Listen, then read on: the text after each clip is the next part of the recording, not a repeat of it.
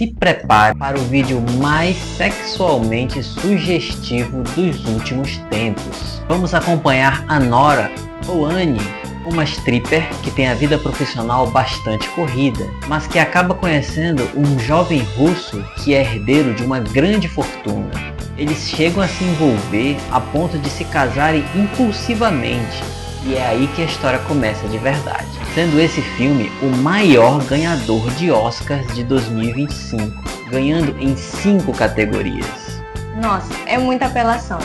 A gente viu como a atriz deu duro para interpretar tão complicado que foi essa personagem, mostrando todos os seus atributos, seu corpo jovem. Agora a pergunta que fica, será que esse filme valeu mesmo os 5 Oscars que ganhou? Se você não tem problema com spoilers e quer conhecer essa história inteira, fica com a gente até o final para conhecer todos os detalhes. Então bora ver um filminho? Partiu!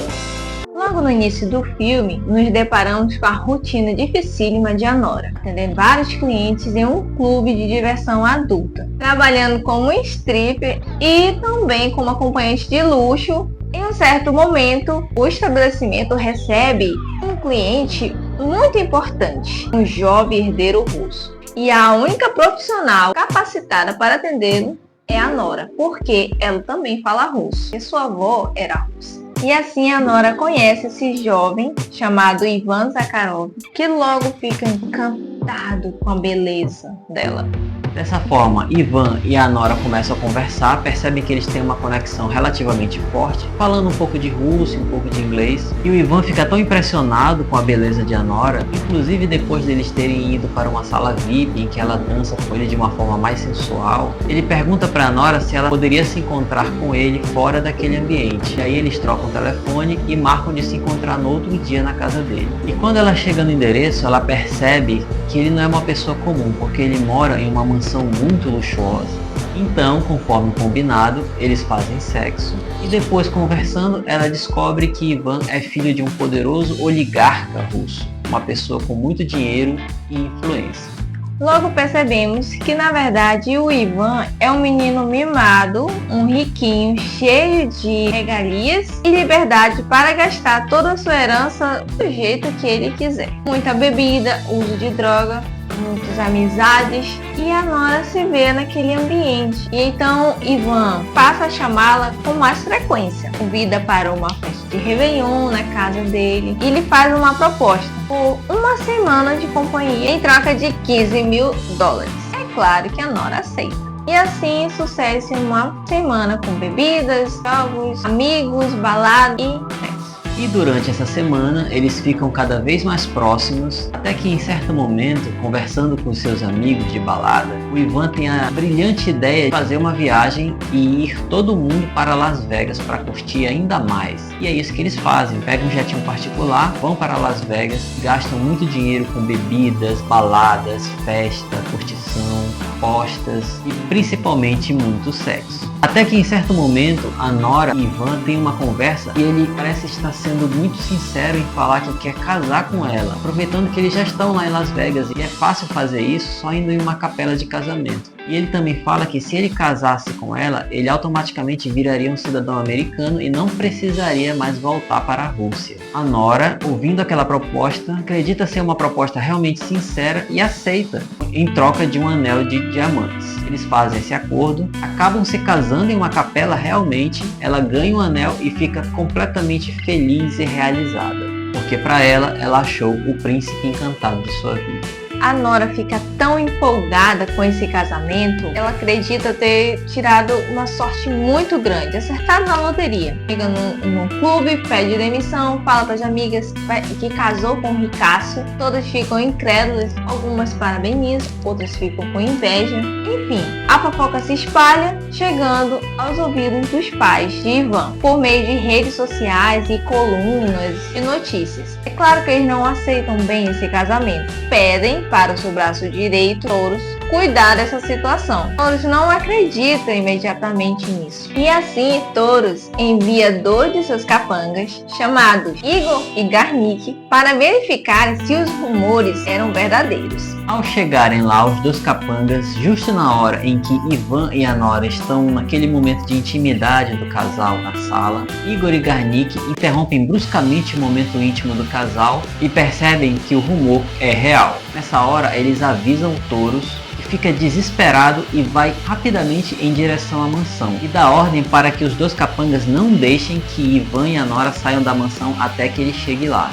Dessa forma, o Ivan e a Nora não conseguem se livrar daqueles 2. Quando o Ivan percebe que os pais dele estão a caminho dos Estados Unidos, saindo da Rússia só para resolver essa situação, para anular o casamento, ele fica desesperado, se veste rapidamente e consegue fugir, se desvencilhar dos capangas, deixando a Nora para trás. E ela se sente meio que abandonada só com aqueles 2 capangas, fica muito furiosa com tudo e tem que ser contida pelo Igor, inclusive amarrada, que ela começa a querer quebrar tudo para se livrar dele. Quando Toros finalmente chega à mansão, se depara com a Nora no colo de Igor, amarrada. E sem entender tudo aquilo, pergunta o que aconteceu. Então percebe que Ivan conseguiu fugir e, para conter a Nora, capangas tiveram que amarrá-la, porque ela estava quebrando tudo. Ele encara a Nora e fala os fatos. Diz que aquele casamento vai ser anulado, que aquele casamento não existe. A Nora discorda completamente de Toros. Diz que o casamento é real, inclusive mostra o anel de 4 quilates que ganhou de Ivan. Toros logo arranca esse anel à força e diz que aquilo é propriedade da família do tal herdeiro. Então ele tenta acalmá-la, tenta negociar para juntos encontrar o Ivan e resolverem toda aquela situação da melhor forma possível. A Nora concorda com a intenção de convencer o Ivan a lutar por aquele casamento. Então, os 4, a Nora, o Toros, o Garnick e o Igor, saem à procura do Ivan por várias boates ao redor da cidade, quase encontrando ele em alguma delas, porque às vezes eles chegam numa boate e descobrem que o Ivan acabou de sair de lá há 10, 15 minutos atrás. E no meio de toda essa perseguição, eles passam por várias situações inusitadas, como por exemplo, o carro do Toros quase é guinchado, mas ele consegue escapar acelerando o motor e arrancando a força. Em outro momento, o capanga Garnick também passa mal dentro do carro e vomita, porque ele já estava com o nariz quebrado de um chute que a Nora tinha dado na cara dele lá na mansão, tentando se desvencilhar do Igor. Mas de todos eles, o tal Igor parece ser o único que está realmente centrado e equilibrado durante toda aquela situação estressante, inclusive emprestando um cachecol para a Nora se proteger do frio, mostrando que ele estava se preocupando com o bem-estar de a Nora. Depois desse momento, é mostrado o Ivan chegando no antigo clube que a Nora trabalhava. As ex-colegas de trabalho ficam muito alvoroçadas e incrédulas em verem o milionário de Nora naquele lugar. A mais invejosa parte por cima dele para seduzi-lo e tê-lo como cliente. Uma de suas amigas avisa a Nora, que recebe a notícia e logo chama os outros para irem ao encontro de Ivan.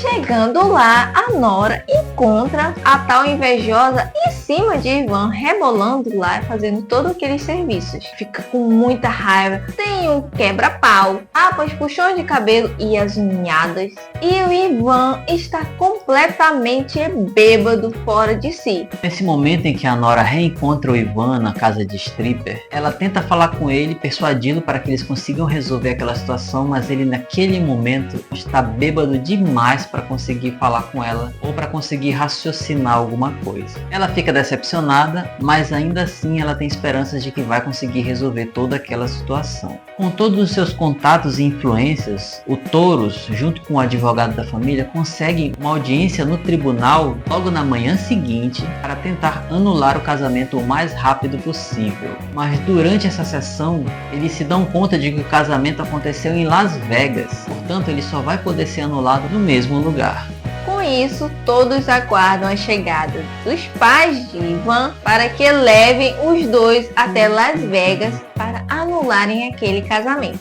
No momento da apresentação da sogra Nora, claro que a Nora é ignorada completamente. Em um momento oportuno, a Nora tenta conversar com Ivan, sendo que ele já recobrou um pouco a consciência, mas sem sucesso. Ela pergunta se ele realmente vai deixar aquilo acontecer, se ele não vai lutar pelo casamento deles, fazer alguma coisa em relação a isso. Ivan responde que eles vão para Las Vegas, que a diversão acabou, agradece a Nora por ter feito a estadia dele ser muito divertida nos Estados Unidos. E assim, finalmente a Nora se dá conta do babaca que era Ivan. Em um certo momento, a Nora também fica muito temerosa em subir naquele jatinho e ela pensa até em contratar um advogado para tratar dessa questão da separação. E a mãe de Ivan, ouvindo isso, ameaça a Nora e a família dela, dizendo que vai tirar tudo o que eles têm. Se eles já não têm muito, vão ficar com menos ainda. Vão perder casa, vão perder carro. Vai ser muito pior se a Nora quiser entrar na justiça. Então, finalmente a Nora entra no avião, no jatinho particular, e durante toda a viagem, no percurso para Las Vegas, ela destila o seu ódio para cima de todo mundo,